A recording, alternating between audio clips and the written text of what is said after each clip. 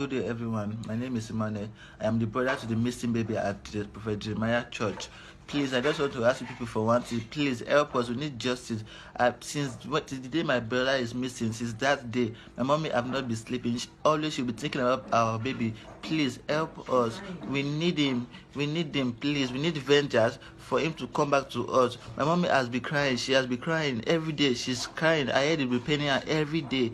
Please, because of this matter, please help us. Because of my mom, please help us. Please, we need justice so that our baby testimony will come back to us. Please, that's all what we need. Please, we need justice. We need justice. Please, everyone, help us. Help us to get our baby testimony. Anyway, you can help us. Please help us to get the baby testimony. Thank you. The brother to the missing baby in Mercy City. Please help us. Nigerian, help us. Please, I beg you.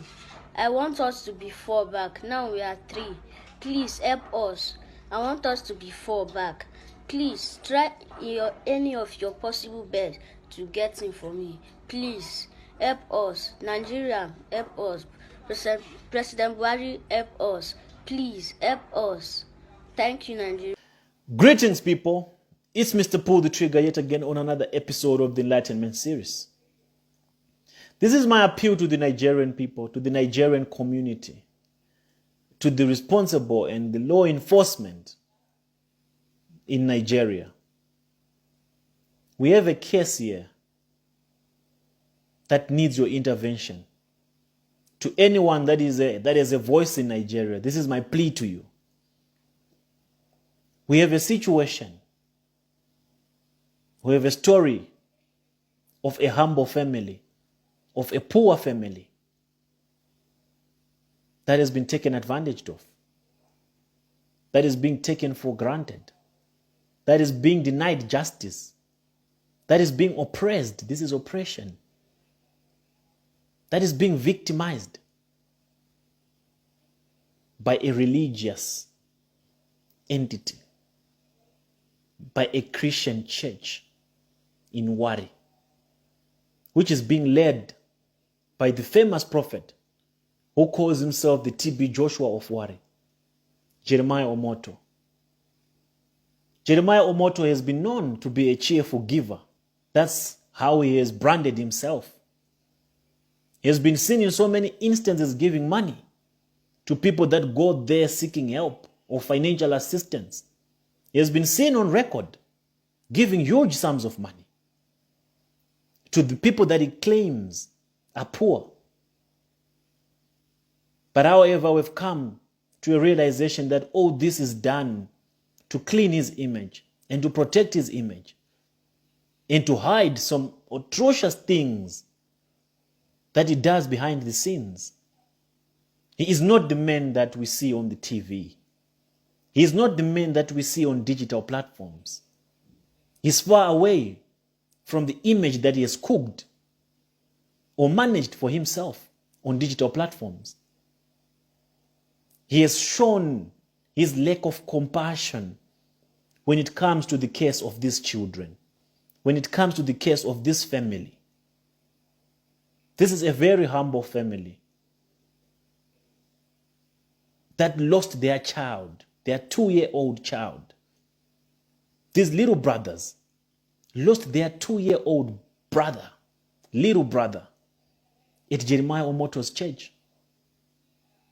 When they had gone with their mother, Ruth Matthews, who was disabled, she's crippled, she's physically challenged. And I believe they took advantage of her. They knew she can't fight this battle for long. But I'm proud of the woman. She's relentless. Her life is at risk as we talk. They want her gone. They want to shut her up. They are willing to do anything for this woman not to see the light of the next day because they think she's a threat. But I want to warn them as well on this note, that in as much as you think Ruth is a threat, I am more, and we are more of a threat to the kingdom of Jeremiah Omoto than Ruth is. Because the issue of Ruth has become global. So many eyes are watching. So many people are waiting for results to know what happened to her child. So anything happens to Ruth, if I don't hear from Ruth in 24 hours, it's enough for me to make public of all the other things that she has confessed to me and the threats that she has been getting from Jeremiah Omoto's people. So Jeremiah and your administration, if you are wise, Ruth must be your top priority, and you must make sure she's safe at whatever cost, even if anything befalls her and it's not you.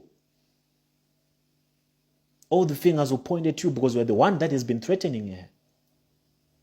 And she's not the only one that is being threatened by Jeremiah Omoto. There are so many other women, pregnant women, that Jeremiah Omoto is threatening to be silent. His concubines, 5 months pregnant, 6 months pregnant, that is threatening to do abortions. How do you do an abortion at 6 months? This sounds like hearsay, but I have their testimonies. I have their videos. So even if Jeremiah does anything to them today, and I don't hear from them, it's confirmation that he has done something, has made them disappear. I have all the evidence to back up everything that I'm saying. So if anything happens to Ruth, if anything happens to any of the victims that are in touch with me, Jeremiah should be held accountable. And I'm appealing to the whole world, to the international criminal justice system, to intervene. Because our countries in Africa are lawless. The law enforcement agencies in Africa are corrupt. They'll never fight for justice. They can be bought with money. They don't stand for justice. They've been compromised. So if you're watching me from any international board, if you have ways and means to help us fight this injustice to humanity that is happening in the churches in Africa, this is the only case. These are the only few cases that are visible or that are known to the world. But so much is happening. So many lives are being destroyed behind the scenes. So many people are crying. They've trusted these churches. These churches were supposed to be institutions of solace, of comfort. But they've become the most dangerous institutions under the sun. Young girls are being raped. Young boys are being molested. Young kids are disappearing in these churches. And they are being used for occultic sacrifices. The church has become so dangerous. It has hurt so many people. Some are still quiet because they're afraid they will not be heard. And the sons and daughters of these charlatans, they keep on supporting their fathers, their spiritual fathers as they call them, because they don't know what they are doing. They have not yet become victims. That's why they see the need to support all their atrocious activities. But I'm appealing to the nation of Nigeria, to anyone who can help us get justice for this family, anyone who can help us get justice for Ruth Matthew. Ruth Matthew attended Jeremiah Omoto's church because she wanted help. She thought she would get prayer from Jeremiah Omoto. She paid money to see Jeremiah Omoto. A lot of money that she had hardly earned, considering her condition. That's not money that she can wake up and get on the table without working hard for it. She sweated for every little penny that she gave to Jeremiah so that she can be admitted into seeing him as consultation, or one-on-one as they call it. After she was done the consultation, she goes to look for her children. One is missing. The little one, the youngest, is missing. The same one that Jeremiah had admired prior to her consultation with the woman, that, oh, this young man has a bright future. He's going to be a billionaire. There's a star on him that I'm seeing. Are you sure this is your son? Oh, you are very blessed. This son has so much power in him. That's what Jeremiah said the first time he saw that child. So is it by coincidence that the child went missing? after Ruth had gone for consultation, and these kids were left at the kids section to play with other kids. And she mysteriously disappeared. And there's no account, there's no record which shows what happened on that particular day. Inasmuch as there are CCTVs everywhere at this church of Jeremiah,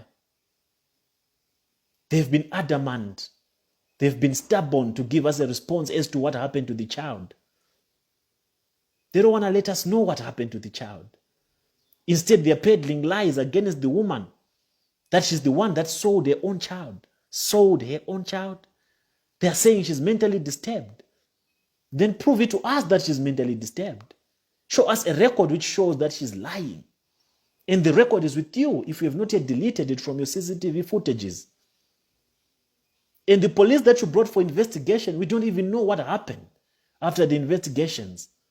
The young lady even made an effort to approach this popular humanitarian TV show called Brekete to tell her testimony on that show.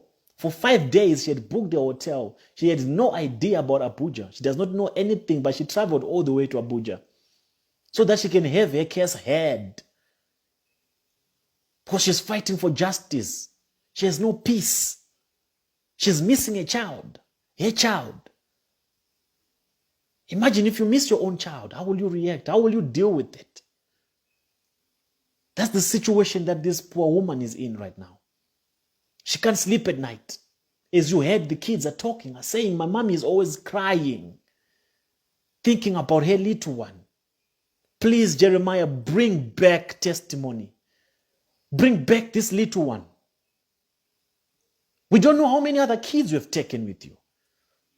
And we don't know what you're doing with these kids. Nigeria has been known to be a place whereby these ritual activities are being done. There are so many ritual activities going on. Kids are always missing each and every day. And if you look at the statistics, they target boys. They target young boys. We don't know if they're taking these boys to groom them. We don't know if they're using them, as rats in a lab. If they're grooming them to become their runner boys or whatever. But there are now so many things that you are thinking about concerning the disappearance of these boys. But my appeal